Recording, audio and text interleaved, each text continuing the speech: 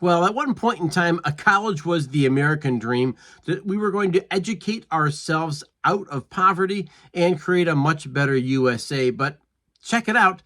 Today, teens are choosing trade school over college, and we're taking a deeper dive into this because it's another interesting trend.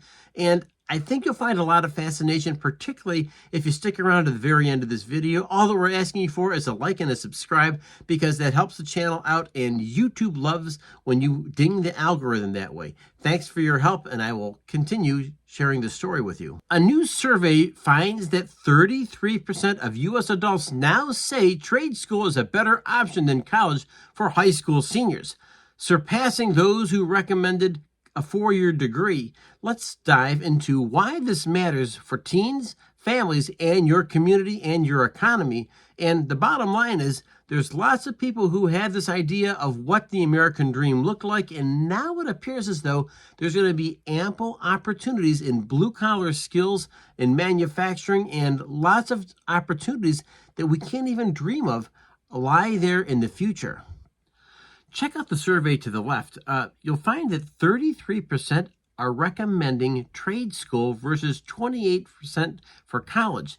Now, some of the highest support is actually coming from baby boomers and Gen Xers, and you want to pay attention to that because maybe they see something happening in the workforce that the rest of us don't. Gen Z is only cohort favoring college, 36% versus 22% over trade school. So there's something to be said there. And I want to remind you that Gen Z is also the generation that has a ton, and I do mean a ton, of debt from outstanding college loans that they're currently sitting on. And they may be asking themselves the question, was it really worth it? Does an art therapy degree really help me any way, shape, or form? Help myself out economically, help me buy a home, help me raise a family?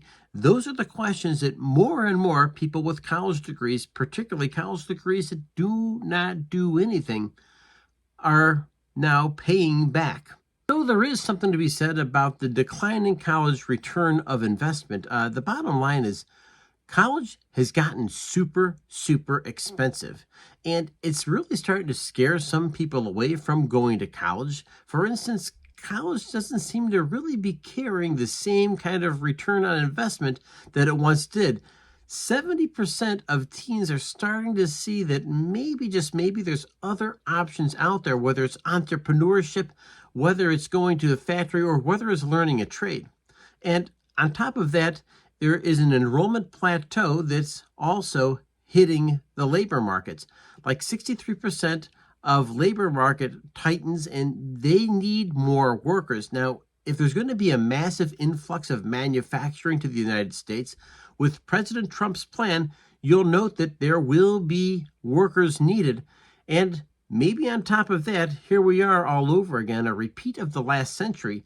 Maybe a thoughtful immigration approach into the United States. Consider that and the impact of what it means to bring manufacturing back to the United States. Of course, we're not pointing fingers at anyone, but we do want to make sure that we're kind of clear as to what's going on here. There has been different people moving within inside the United States education system, promising pie in the sky. And of course, if you go back to Bush 43, he had the No Child Left Behind Act, which was supposed to say that we were going to test our students and test their growth all the time. And during that testing, kids were going to be measured on their reading, their writing, their mathematics scores. And what happened as a result? Well, unbeknownst to Bush, the effect was that many schools started closing down their vocational ed programs. Yes, as crazy as it sounds, wood shop, metal shop, drafting started leaving many of the schools that were out there. And as a result, I'm here to tell you folks, there is a generation of Americans that do not own a toolbox, do not know how to use a crescent wrench, a hammer, a screwdriver, or anything else more technical. And I want you to be aware of that because there is a skills gap that's out there. Think about the impact of some of these trades. For instance, HVAC, plumbing, electrical trade shortages. There are jobs waiting in every single community for people who show up people who show up on time, people who show up on time, not on drugs, and they're ready to put in a full day's work and get an honest wage.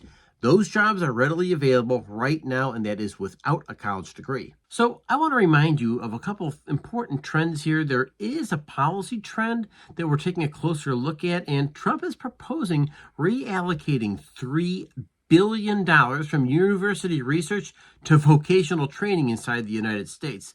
Now, of course, vocational training doesn't necessarily mean that there's not really meaningful research going on. It's just applying research and technical trade skills in a different way. Apprenticeships, for instance, there tends to be an expansion that they're looking at right now. And of course, it's starting to gain a ton of bipartisan support because the bottom line is people who own businesses, people that own factories, need the right workers that have the right technical skills to come in and make a difference inside those businesses. So you may be asking yourself the question, like, what could I or what should I do? I'm just watching Brian's video here on the Economic Report, and I've already hit like and subscribe. What else can I do? Well, I want to make sure you're having conversations with younger people because you may have an insight that they don't have. And I want to make sure that your knowledge, your insights really do matter, and they do matter a ton. Maybe there's things you see, like we expect on this channel, that you can encourage career center exploration, and that is something that's a real avenue to explore. You can also support local trade programs in your community. And I want to remind you, some of the most successful students I've seen out there are kids who did not go to college. They've been self-starters. They've had their own path forward. And while college is a great choice for many people, it is not the only choice. And maybe it's time that we stop looking down our nose at the trades and maybe rethink of what the trades' impact is on every day. And of course, the fact that it can lead to meaningful, and I do mean meaningful, employment, meaningful promotions, meaningful living, and of course, a significant impact on the future of the United States. So if you're a teen or a parent, go ahead and leave a comment below. I'm really interested in hearing your thoughts and your insights because there is a lot to be understood about this. Maybe you know how to do all the math problems in your math class, but can you use a ruler to build a dollhouse? Can you go ahead and use a hammer and nails? Or is that a skill set? Or are those simple tools something that you don't touch in school anymore? And if we don't know how to use the simple tools that really are powerful ideas about how the world operates, maybe, just maybe, there's been a gap in our education system. Oh, it's not your teacher's faults. It's not even your local school board faults. But sometimes when big government gets involved in the politics of local communities, terrible things happen, including gaps in skills. And folks, if you've been affected by this, make a comment below because I'd love to hear from you. Hey, my name's Brian. This is the Economic Report. I want to remind us that every single day we're fighting a battle. It's right between our ears, between our thoughts and our ideas. And folks, if I could ask you to do one thing, take care of yourself. Your health matters and it impacts every other aspect of your life. With that, hit like, hit subscribe, and I'll catch you next video. Thank you for joining me.